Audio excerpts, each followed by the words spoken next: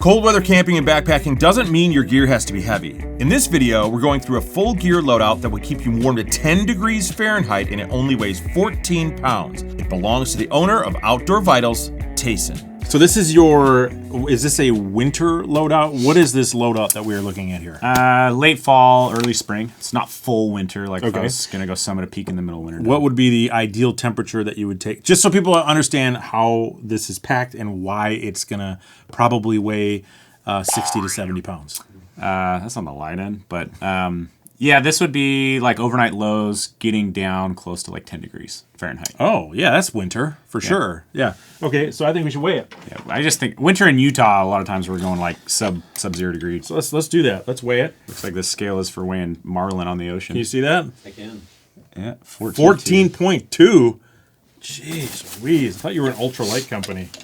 Golly. Can you please edit that back to about 11 pounds is usually what I tell people. That's actually pretty lightway for a 10 degree setup. I got a chair on there. Come on. Yeah, that is honestly, that's pretty. But is there food and water in there? No, that's the base weight. There is a snack in there. Okay. Yeah, that's about it. All right. Okay, so what do we got? This is what a owner of an outdoor company takes. I'm also interested to see what you take of other companies. Like, I can see you take a Nemo chair. Yeah, so start there. I'll kind of go around the outside of the bag and show like what I want quick access to. So I got a Garmin Mini 2 right there. I like to leave my rain gear on this outside. So I've got mitts here. And I don't have like the lightest mitts. I've had lighter mitts. Do you like these? I do, yeah. I find that using a mitt, and then you'll see in the pack I've got other gloves that I'll put underneath them. That pairing is ideal because what happens is gloves get wet a lot of times, or on the inside or whatever. When it's not bonded together, I can flip that inside out, dry it in the field a lot easier. What is the purpose of this? Is just to keep your hands warm? Wind, rain. Or do you do puppet shows in the wilderness? Sometimes. When I'm just hiking and it's windy, like your hands get warm, but wind will I call wind the thief of the backcountry. Wind will rip away heat from you. So having any kind of a shell is good. But then if I sweat in these, it's not a big deal because it's not like insulation mixed with a waterproof breathable fabric and getting water stuck in it. So those are there. Research. And then I've got our Tusher rain jacket, so I'll leave that on the outside. So those are the two things I'll really leave really quickly accessible. Also on the back side of here, I'll leave typically snacks. So about halfway through, we'll crack these open and take a break. But these are monster cookies from Alpenfuel, my new favorite for this year. Are these good? So good. Yeah, like open them up and try them. You'll love it. I was joking. Damn it. That was my snack for the ride home. But I like them because I'll usually do those as breakfast. So I don't want to like make a full breakfast. You can have one or multiple cookies. Don't have to cook them. Just really, really quick. So yeah, we test a lot of food. We actually sell a lot of food, believe it or not. I don't think you've tested these. And you want to try one? You're all right. No. Did you at least get one with an M&M in it? Oh, yeah. It's got an M&M in it, see? But for 4.3 ounces, you're getting 660 calories. TP? Oh. Yeah.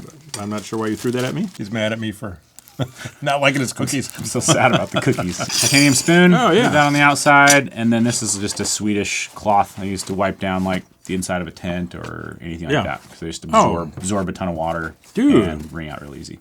So that's cool. Yeah. I've never even seen one of these before. Just like they're super absorbent. Yeah. Super absorbent. So if you're ever in a situation where like you got to get up before the sun, like a Shamwow, and you want to yeah, exactly. In fact, we just do a quick demo, of Shamwow.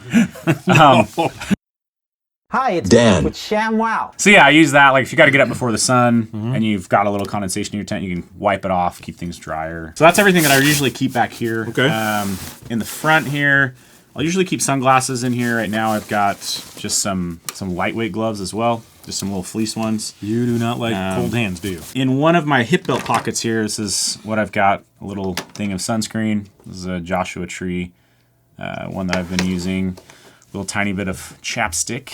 Yeah. Okay. I've got an NU25 headlamp. It's been my favorite headlamp for the last year or so. And then this one, I sometimes take, sometimes don't, because in my... Do you like this new headlamp versus the other, the classic? I do. You do? The only issue I've had is that when I've turned it on its brightest setting, it auto dims, and I don't always love that. In fact, I've been running with that headlamp before, like at night, like trail running, Didn't realize it was auto dimming, and I've eaten crap. And All right, that really. I prefer the classic.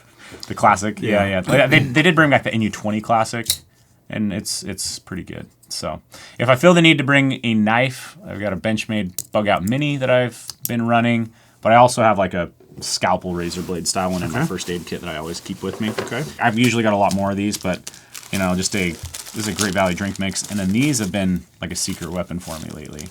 Bag of pills, folks. Those are bag of pills. Salt capsules. Oh, from Relight. Okay, and I love it in the capsule form because you know how much is in there. So in the field, I know that I need to take 2 of those capsules roughly for every liter of water I drink. Yeah, and you don't have to suck down some salty drink. Yeah, and I really like to drink salty, so what I'll do sometimes is I'll even take like a Great Value drink mix like that. I'll crack open the capsule and mix it in to make the drink salty. I'm like 50-50 on whether I'll do that or if I'll just swallow the capsules. I'll drink something salty because I just know I need it. Yeah. I definitely don't prefer it to. That's wow. So Moonlight Elite, love that chair. Such a good chair. It's a great one. I always bring these as well. This is an 1/8" foam pad that we make. Cut them in a few different lengths. I'll sit on this sometimes throughout the day. Do some yoga on it at other times of the day. But I'll put this under my pad also at night so that it doesn't slip around in the tent. Adds a little bit. That's what I love it for. Our value, mainly. But yeah, really lightweight, a couple ounces. I also like those because they're like if in a quick break, they're way faster to set up than your chair. Yeah. Maybe just before I like unpack this bag, this is our CS40 backpack.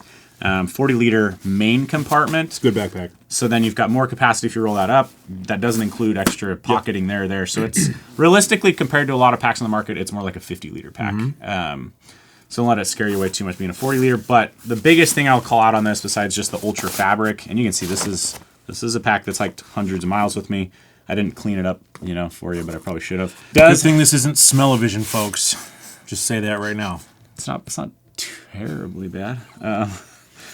In here, we've got a carbon fiber frame, and I can't talk to you about how much I like that. So the nice thing, the thing that I like about carbon, yes, it's about half the weight of like an aluminum frame, but you'll get a little bit of play in this. You get some flex, like a fishing pole, right? It progressively gets stiffer, and so that's added just a ton of comfort. So this harness system, the venting we have on this, very, very comfortable, and we're big believers in frames because, let's face it, like, when you got to do big water carries or you carry a lot of food, you can get a pack pretty heavy, and a frame matters a lot. Are these yours? Yeah, these are an accessory you just add clip on here. Okay. So I've got those on both shoulder pockets. Yeah, what do you put in there? Just stuff? Phone. I like to put my phone there. I don't like to run my phone in my pockets typically. So phone, sunglasses, gloves. These are, I didn't even dress these up, but more gloves, folks. This is the third pair. I'm just pointing that out right now. Third pair of gloves. This is my cold weather setup. I know this is lighter than your summer setup, but it is my cold weather setup. So yeah, these are, I think they're the Black Diamond Stance gloves. It's a Primaloft insulation, just really light glove. I did rip a good chunk hole in it the last time I was out. Pull all the gloves over here for a second. Hold on. You see, just like... Got 5 pounds of gloves, apparently. Just like with a layering system for the body where you got like a base layer, an insulation layer, a shell, you'll notice that's exactly what I'm doing here, and I find that to be extremely effective.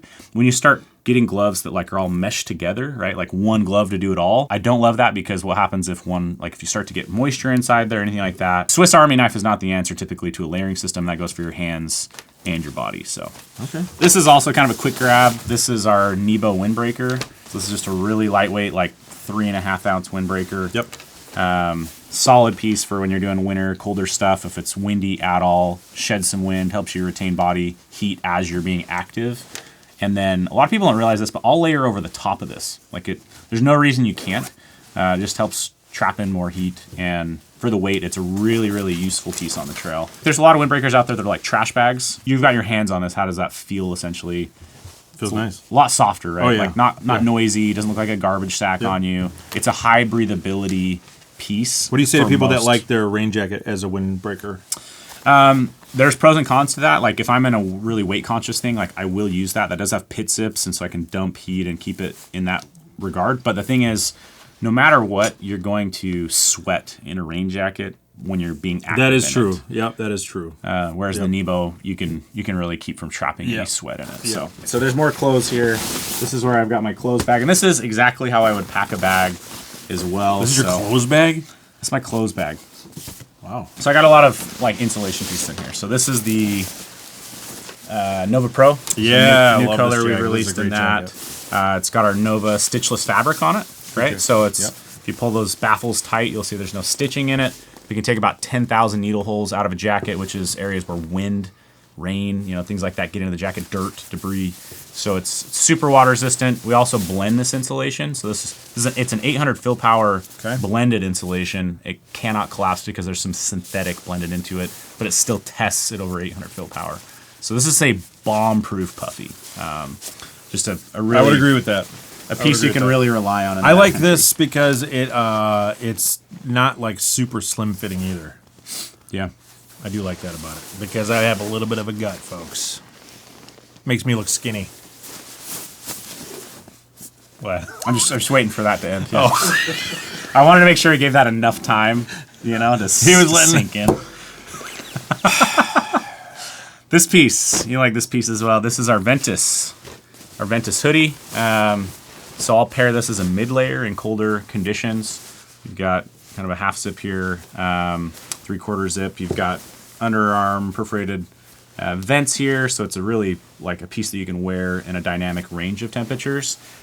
Breathable face fabric on it as well, and it's a synthetic insulation, but it's also a stretching material and stretching insulation. Continuous fiber, which means that if you look at the back panel of this, it's not like we have to put a lot of stitching to hold everything in place. And anywhere there's a stitch, right, that's an area where wind can cut into the jacket. It's an area where cold, essentially, like you're taking the insulation and you're pinching it, right? So it really packs above its temperature rating. It's depending on your size, it's sub 7 ounces, but right at about that 7 ounce mark. So really good piece to pair these two together and just have some room to, like, I'll sleep in a Ventus a lot. Okay. It's a good piece for that. Bottom half, I've got our Highline thermals. These are This your underwear?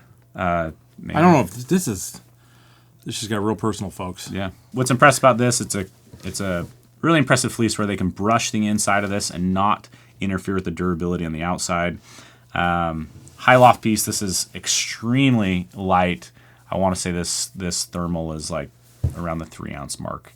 Wow, really? And then for hanging out around camp, we've got some prototype. Prototype. Here we go. Puffy pants. Oh, really? Oh, okay. Well, I'm saying this is like full comfort kit, man. I can. Yeah, but I like this. You don't have to take your boots off. Zip-ons. Yep. That's You nice. completely zip them off, put them on without your boots. Yeah. And then the last thing in my apparently excessive gear or clothing bag is just an extra pair of socks. I get a lot of warmth out of just switching my socks as soon as I'm getting into my sleeping system, because there's always a little bit of moisture in your sock from whatever you're doing throughout the day. So Yeah, cool. that's it for clothing. Next up, in the way that I pack, I've got, I'll go with this, my cook system. So Oh, you're an alcohol stove guy. You're one of those. in the late season, I sometimes switch. So this is potentially... Yeah, I mean, if it's super cold, I get it. Yeah, I'll switch back, but just a Toke's 550 ml pot. This is this is a little bug juice from like the gas station. I found it's my favorite way to carry stuff. I don't like a flip open top. I want it to be fully sealed so it can't pop open on me. Then we've got a Toke's siphon stove in here. Well, if you're in a hurry to eat, it's going to be a while. Can't even get this thing out of there. Fumble fingers over here. Don't pass this guy the rock. So this is that comes with 4 slides because I'm trying to cut weight. I have 3 and I've just kind of bent in my hair. Wow. Titanium. Wow. I'm already never gonna eat trying to set this thing up. Yeah. I'm out. Watch this. Yeah, let's see the master here. Watch this, guys. All right. It was so challenging, I know. All right. That's my setup there. So I do like alcohol because what I've found is through my own, like when I'm looking at it, it takes almost 5 to 7 days before a gas canister in that style of stove weighs any less because you have to start carrying so much alcohol to make that work. So you really got to be out there like a week before an alcohol stove becomes heavier than a gas setup. I also get a little frustrated when people show up to camp and they hit their pocket rocket on. All of a sudden, it's like a freaking jet's flying through camp, and I'm like, I'm supposed to be like relaxed and happy around camp. It's like, Dan, what are you doing? I really love the quiet nature of an alcohol stove. Next, I've got the NXT Xtherm sleeping pad. Wow, I don't think I've seen this one. Yeah? Yeah, so that's like their 7R value pad. It also has a 70D, so like this fabric's a 70D, so it's more durable on the bottom side. Okay. Still really light. It's not noisy like the old one used to be, like a bag of potato chips. And you're talking like low 20s in weight class. Yeah, it's light. For a 3-inch thick pad. This is my first aid kit. I do start with like a medical or whatever these are. The 0.7. Adventure medical kits, right? And then I just customize it. So inside of here, because it's kind of a waterproof bag, I'll keep a Nightcore 10,000 milliamp battery bank. Okay. And then I've just got other things like cordage. That's my toothbrush. I just wanted to highlight this so you can make fun of me. Oh, you got the one that... I do have toothpaste tabs and that small toothbrush. I hate that small toothbrush. I just use it because I don't hate it enough to change it. But dude, it sucks to use. I always carry some extra water filter tabs in case I have a filter break on trail. And I just write on it exactly what it is. So I've got some of those. I'll always bring this. This is a tiny little scalpel knife from Nightcore. Weighs like nothing. I've seen these. Yep. And then you'll notice here I've got 2 fire starters. So I'll always have this one in my emergency kit, and then this is the one with my food setup so that I've got 2 sources there, and then I've got Leuco tape around here in case you ever get a blister or something like that on trail. I do carry a patch kit. So that's a patch kit from Gear Aid. You can patch these are nice. A pad or a jacket or something like that if you were to rip a hole in it. Got the tenacious tape in here, I think, right?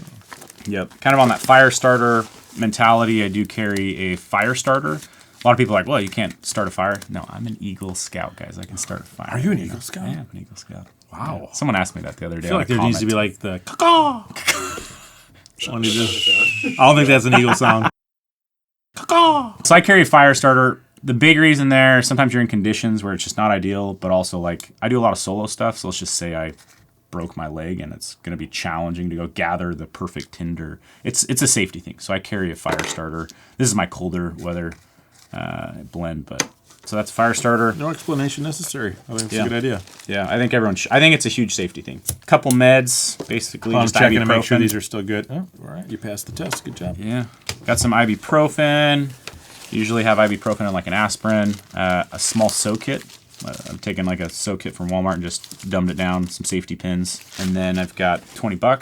To $40. Look, $40. Yeah, no money was exchanged in the making of this. Thanks for making the video, Tayson. I actually do that because I leave my wallet back, and so I'll usually do that in case, I don't know, let's just say out on the trail I needed something, or like I had to get hitchhiked back and it's like, hey, I'll give you $20. How much does this weigh? That's what I want to know. It's that little scalpel. Did they make this out of Dyneema? Next, what do we got? We're getting into like the big tree here now. Uh-oh. Fortius trekking pole tent. This is the one person. There's no branding on it, so this must be my original prototype. One of my original prototype really? bags. Wow. Marker on it. Oh, jeez. So they stand the test of time. This piece is about 1.5 pounds of everything. It's definitely stood up to a lot of abuse in the mountains. I was just telling Dan, I got trapped in a snowstorm for 2 days this last fall. That's nuts. Sleeping 16 hours a day, hitting like 50-mile-an-hour gusts. It was intense, but that's crazy. We love to hike in the mountains, and so the reason he didn't leave his tent for 2 days. Yeah, really storm worthy, really lightweight tent. We really put a lot into like the extra guidelines, things like that. And then a big part, I would say, what I'll just highlight here, is the stakes. I do swap out my stakes. These are a pair that we do sell on our website as well, but these are the Easton aluminum, like the 9-inch stakes. Yeah, okay. I've tested other stakes. I've not found them to be durable. This is the same set I've used for like 3 straight years. Yeah. And there'll probably be like 1 or 2 bent in here, but you're not talking about a lot. So what I like with these though is if you are someone that's using, a little dusty here. Anyways, if you're someone who's using a trekking pole style shelter, I do advise having really good stakes. When you get into those like crazy conditions, or let's say you're like, I go in the desert a lot, I go to the mountaintop a lot. I've never had an issue with getting stakes in the ground and having them hold with longer stakes in particular. Yeah, the length of a stake matters more than the width, right? I think we're down to the very last of it here. This is the 15-degree quilt. The quilt, yeah. In here, the way that I like to pack things, I've got a balaclava. So, right, your face hood. You should probably put this on a demo. No. And then my pillow. So this is our pillow. If you've seen our pillow in the past, we did add non-slip dots on the back, and then this is a bungee to hold it in place if you want to. Yeah, that's nice. Both. I like that. So, and then the quilt itself. So yeah, like I said, we've talked about the quilt extensively, but really just a quilt that we really focus on keeping drafts out of it. And it is a great quilt. It is a phenomenal quilt. Yeah, that's everything. Wow. That's it. Ooh, that's a lot of stuff. All right. Thanks, man. Appreciate it. You're awesome. We'll see you on the next one.